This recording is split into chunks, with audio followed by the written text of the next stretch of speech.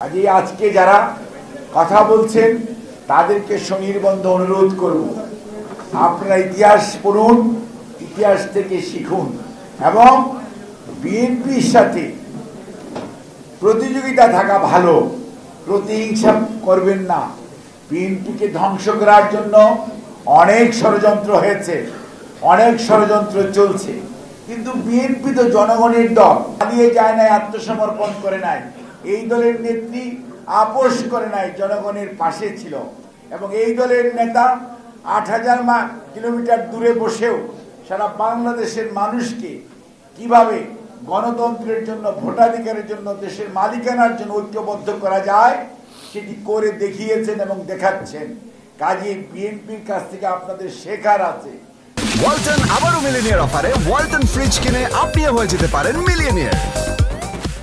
বিএনপির সাথে অহেতুক প্রতিহিংসা পরায়ণ আচরণ করে কিচ্ছু।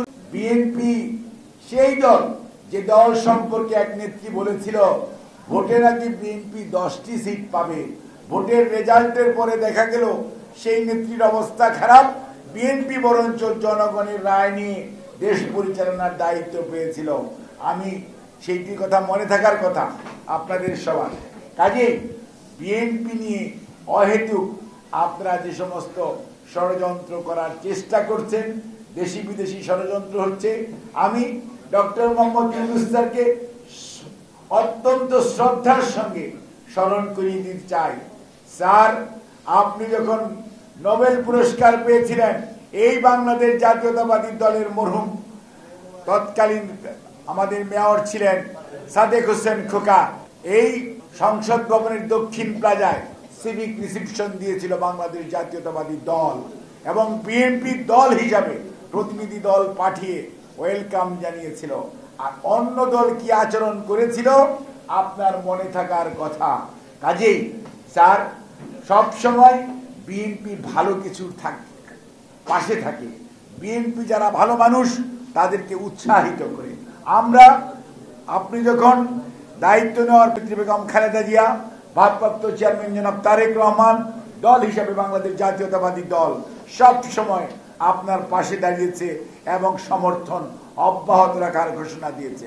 আজও আপনার প্রতি আমাদের সমর্থন অব্যাহত আছে, কিন্তু আমাদের দাবি হচ্ছে যারা এই গণতন্ত্রের জন্য 17 বছর আন্দোলন করেছে, গণতন্ত্র তো ফেরত দিতে হবে। গণতন্ত্রের ফেরত পাওয়ার উপায়টি কি? জনগণকে তার অধিকার প্রয়োগ করার সুযোগ দেওয়া, আর সেটি হচ্ছে নির্বাচনের মাধ্যমে জনগণ তার অধিকার প্রয়োগ করবে। সে কথাটি বিএনপি বারবার স্মরণ করিয়ে দিচ্ছে।